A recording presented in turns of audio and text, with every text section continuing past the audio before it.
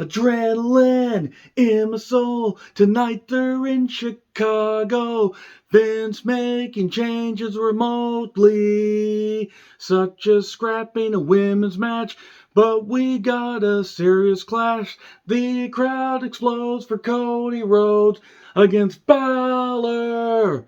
And Bad Bunny has returned to say, I'm not hosting Backlash, it's a street fight. Let's take it all away, let's take it all away.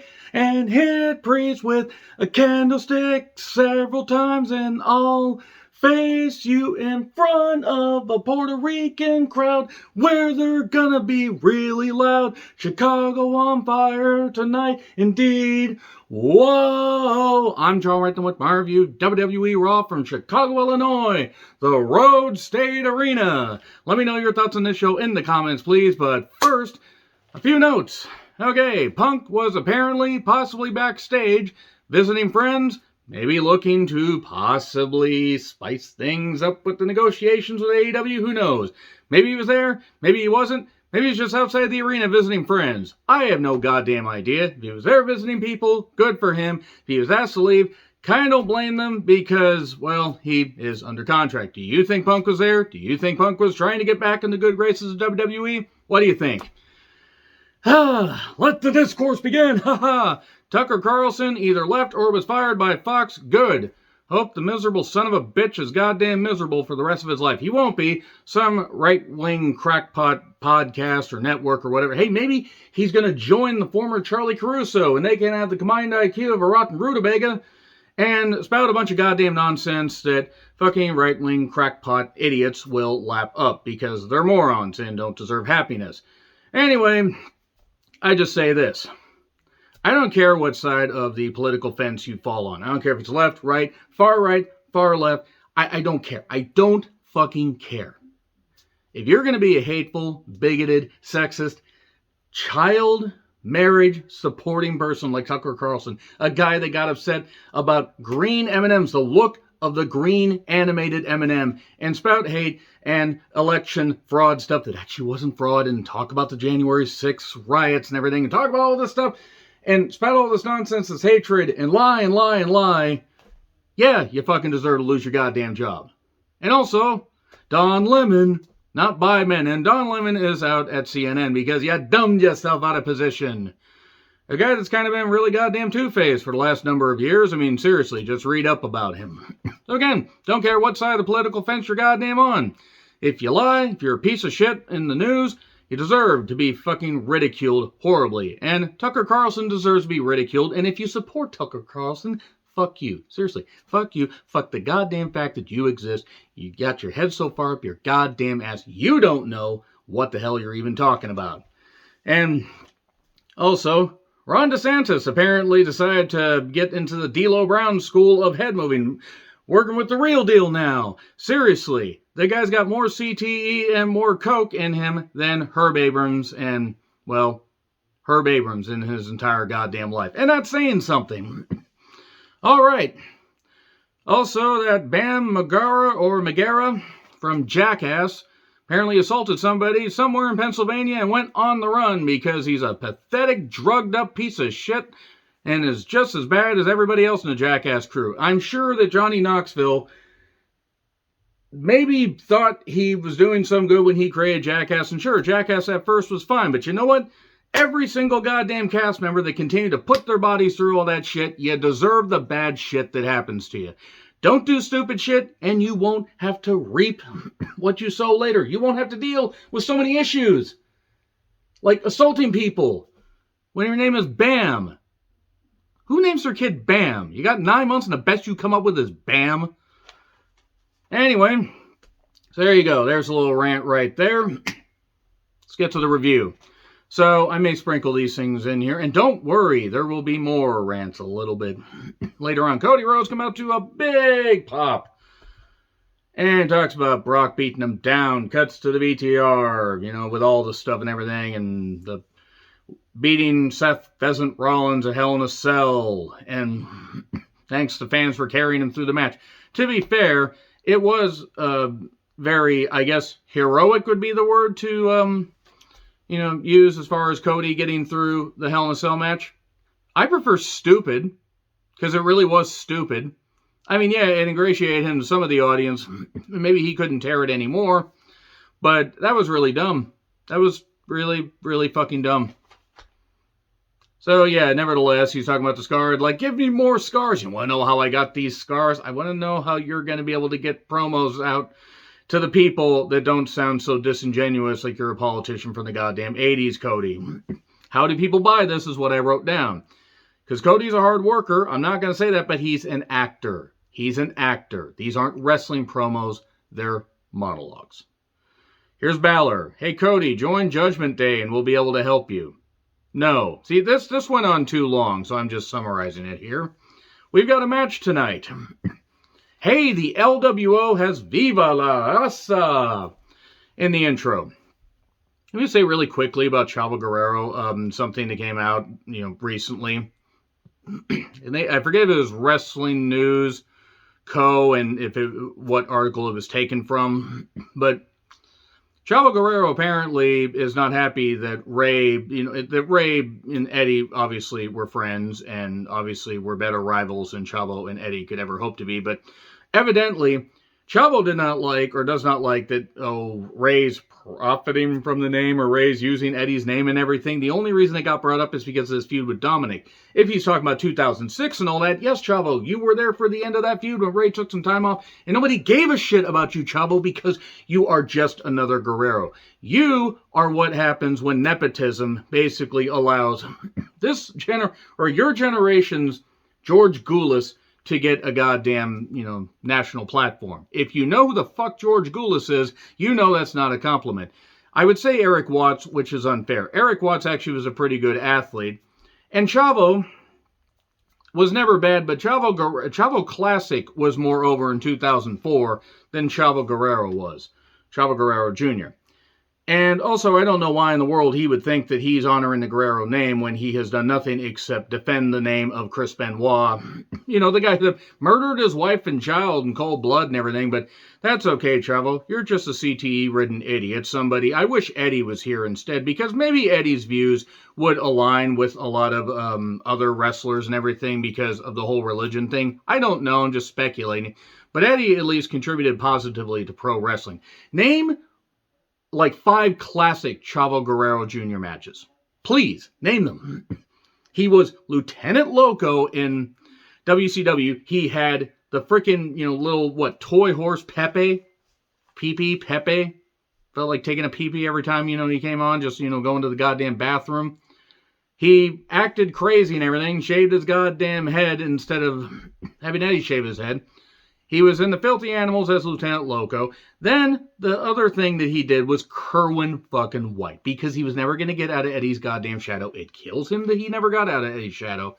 And to be perfectly honest, Chavo Guerrero has always been an embarrassment to the Guerrero name. And continues to embarrass it. Just like Vickie continues to embarrass the Guerrero name. And honestly, Vickie Guerrero deserves every bit of ridicule she gets. She talks about, and I know this is a bit of a tangent here, because she was in AEW, and that was one of the worst hires that Tony Khan did. She talks about know your worth and everything. Vickie, I vote for the Wall Guerrero. Here's the thing, Vickie, you wouldn't even matter if it wasn't for Eddie thinking that you were some kind of thing worth putting a baby in. And also protecting the guy that assaulted your fucking daughter. A daughter that has struggled with so many issues and everything. And right, wrong, good or bad, there are always 2 sides to every goddamn story, but when it comes to sexual assault, if you do nothing about that with your own flesh and blood, you do nothing about that, you don't cut the person off, you goddamn deserve every bit of ridicule you get. And religion, her being religious, it's bullshit, because all religion is bullshit, and if people don't like that, that's too bad, because you can be religious all you want if you don't use it as a tool for hate, but it's just complete bullshit. And both Guerreros are goddamn bullshit. Eddie would be just turning over in his goddamn grave if he wasn't frog splashing, everybody up there. Just having some great goddamn matches. Eddie Guerrero versus Randy Savage. Maybe we're able to get that up there, if you believe in that sort of thing.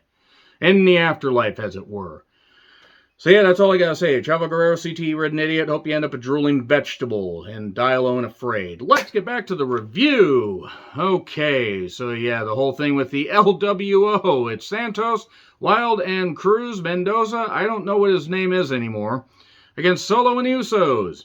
It's like gang warfare that the Chicago PD would take notice of. I know that's mean, but look at the history of the Chicago PD. It's not wrong. And it was fine. It kind of reminded me a bit of a 3-hour episode of Nitro from mid to later 98 or kind of mid 99 where they just said, oh, we're having a long monologue. Let's throw a match out there to get the crowd excited. And we got a big old spike out of the air and then 1D, 1, 2, 3. I think it was Wild that took the pin. I stopped caring, honestly. All right. The Usos mentioned they had one bad night. One bad night. Da da da da da da da da. One bad night. This Friday we win. If they win, fine. I don't really care. We just go back to the status quo. If Owens and Zayn win, I don't know what's going to happen with the bloodline stuff. And honestly, it kind of feels like they're spinning their wheels on this with the draft coming up and Backlash. In fact, I think that 6-man tag is going to change because Backlash is coming up in a couple weeks, and the draft is this Friday and Monday. So anyway, Kathy Kelly, my God, she looks great. Bianca gets interrupted immediately by Damage Control. Io yells at her in Japanese, I volunteer to be next. And it's about a match at Backlash, possibly. But first, they're going to have a 6-woman tag. I said it would be Candice and Mia. I was wrong. Apparently, they scrapped Candice versus Piper having a match. And you know what? I'm not against the women being cut, except in this case, I don't care about watching Candice. Just like, sometimes, cutting matches isn't the worst thing in the world. However, apparently, James Drake and Zach Gibson were not granted their releases, and their contracts expire this October. Just release people. If they don't want to be there and you're putting them in terrible gimmicks, just release them. Jay is on the phone. Here's Sammy. Now it's getting stale, as I know, because Sammy's still trying to reason with him. He still loves the Usos. I'm sorry. They missed their chance to cap off this storyline. They missed the chance. Usos are losing on Friday. You made your choice, Sammy, and like it or not, I made my choice too. Oh, it's so heartbreaking. Recaps of Trish turning on Becky Lynch. Becky is this generation's Sting. Oh, Becky, you idiot. Because there's going to be a long-running theme of all of of Becky having her tag partners turn on her. Just various people and everything. All these alliances, Hell, maybe even her goddamn hair turned on her, because everybody turns on Becky because Jem and the Hollowbacks made a lot of enemies. She is this generation's Sting. She trusts too many people and they turn on her. Kathy and Trish. Now, Kiss is what I noted. I don't have issues. You have issues. I think this match will be pretty good. Not Becky and Kathy. I would like to see that in the ring and nowhere else, but Becky and Trish could be good. And they're going to build this. I don't think they're going to have it at Backlash. I don't think yet. But they can build this for a while. Because Becky's off for a bit. I guess she's got some kind of injury. A friend of mine told me that. And then the Profits took on Cedric and Shelton. This match feels like a hate crime taking place in Chicago. Frog Splash. 1, 2, 3. It's sad because I actually think that all 4 of these guys are very good athletes. Montez may be the most freakish among them. But I don't care about these associations anymore. I just don't. It's Triple H, who is not a genius or your papa. Stop that. Stop that, you freaks. It's fine if you like the guy, but seriously, what the hell is wrong with everybody? Stop calling people your parents. What is wrong with you if they're not your parents? Yeah, you don't need blood to be family. Never mind, I'm just going to stop this. But as a WWE superstar, I had the white privilege. Wait, that's not what he said.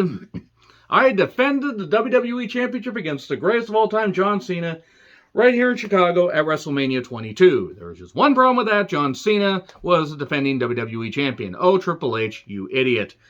So, what is the championship going to be? Roman Reigns, took this deal that I would have taken to defend the championship less.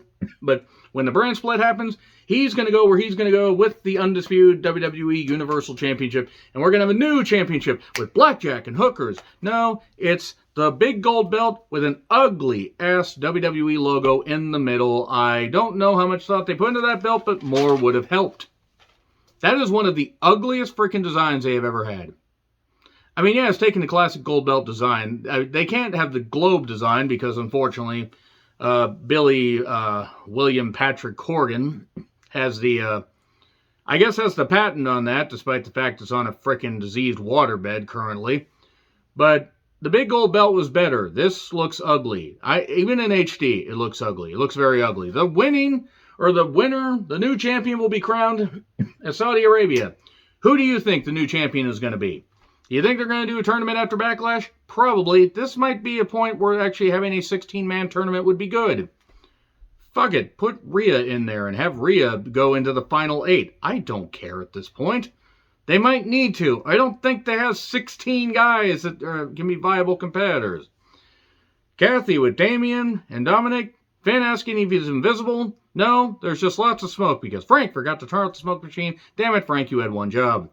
All about Bad Bunny, whatever the fuck his name is. I actually don't know what his name is, genuinely.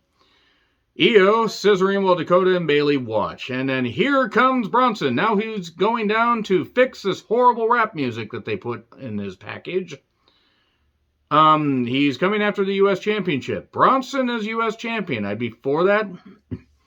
Jimmy to Jay, it's going to be a super kick party. Yeah. But see, the difference is the Usos are actually wrestlers, unlike the Young Bucks. I may not think the Usos are the best tag team in the world. That's FTR. Or hell, you could throw out Aussie Open in there. You could. You could throw out a lot of teams. The Usos may not be the best, but they are leagues better than the Young Bucks have ever been on even the Young Bucks' best day.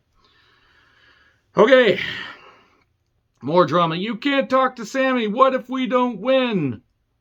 What if you guys maybe stop talking about so many of your plans while Roman can watch the TV? Haha, that's funny. Roman isn't going to watch that. Damage Control. Bayley, Dakota, and Io taking on Bianca, Liv, and Raquel. Okay, so it's a handicap match because Raquel's an idiot and a klutz. Liv and Io, who can scissor the ropes better or each other? I don't really care at this point. That might have helped. No, the match actually wasn't that bad.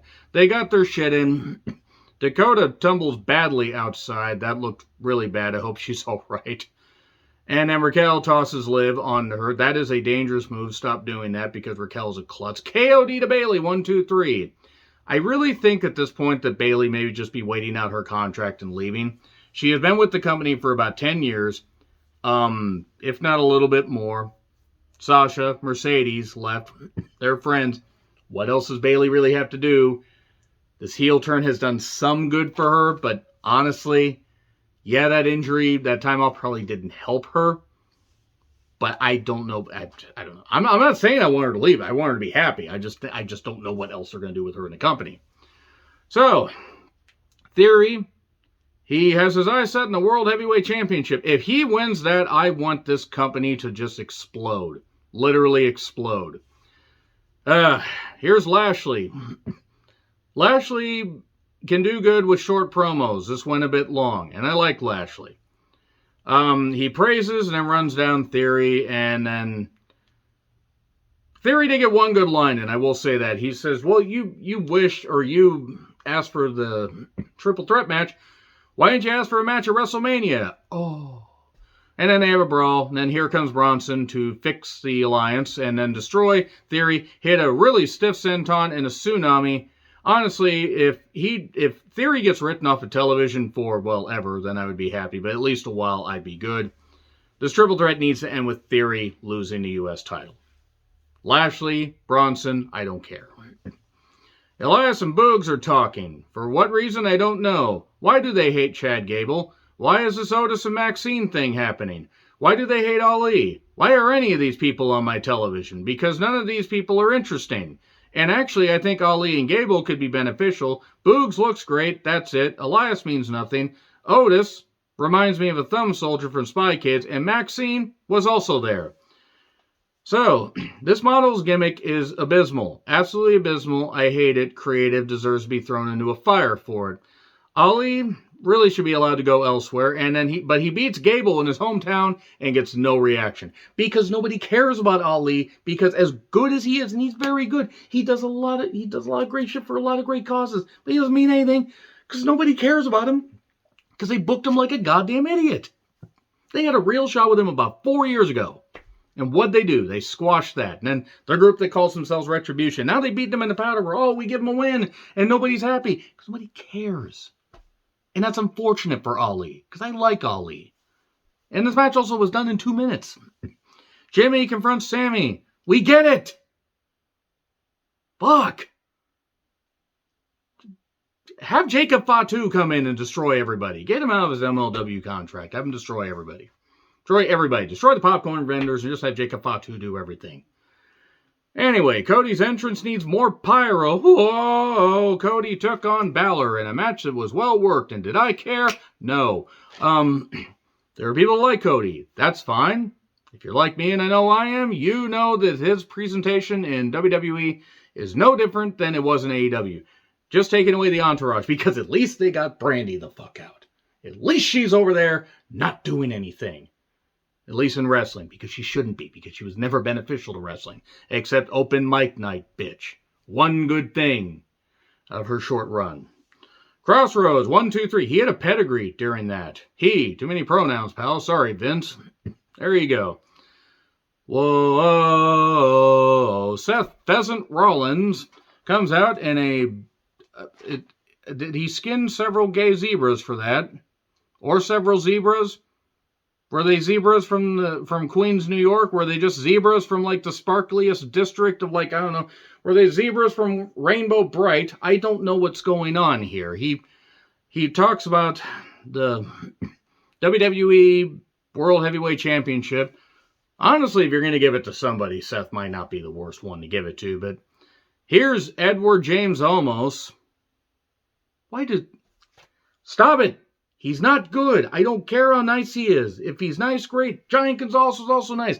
You know how great Giant Gonzalez was in the ring? Go watch any Giant Gonzalez match, and if you don't want to tear your eyeballs out and immediately just slam your head into a goddamn wall, it's still less painful than watching Edward James Olmos in the ring, who I'm sure is trying. He's impressive until he moves. By the way, Rollins also mentioned during this that Roman did not beat him. And then he says, almost you're once in a generation. And thank fuck for that, because this generation would be fucked otherwise. And that suit, man, that was really tailor-made for Edward James Olmos. Literally. You're going to like the way you look at the Nigerian Men's Warehouse. I guarantee it. And they did. His head stare down the way. Rollins is great. He is not a miracle worker. Mainly because he can see and he can hear. That was mean. That was mean. Let's move on. Make-A-Wish stuff, because philanthropy is the future of marketing. It's the way brands are going to win. Those Stephanie words, not mine. The wrestlers seem to enjoy doing the stuff, and Cena grants a lot of wishes. At least I think he does. I can't see anything except a shirt and hat, but let's just move on. Owens is pissed because Sammy's been everywhere except in the locker room, all at once, seemingly, and he's had to deal with Riddle. And he doesn't want to deal with Riddle, because no one wants to deal with Riddle, because nobody likes Riddle. And Owens is just fed up with Sammy. People are like, they're teasing a breakup. No. It'd be stupid if they already broke him up. Get Riddle off my TV is what I noted. By the way, I think the Cody Balor match ended with about 20 minutes before this. Because we get a Backlash rundown. Ray makes his entrance at 7:38. The bell didn't even ring until 7:44, 45. My time, because I'm on the West Coast. You gotta pace this show better. We don't... So Ray makes his entrance. It's Priest versus Ray. I said expect run-ins from Dominic and Bad Bunny, and I'm shocked Dominic didn't actually run in. Here's Bad Bunny with he arrives and he's got a giant cowboy hat on and everything. We go to break. Match is fine. Ray looks like he's going to possibly get the victory, and then Priest just says, no, chair. Just hits him in the head.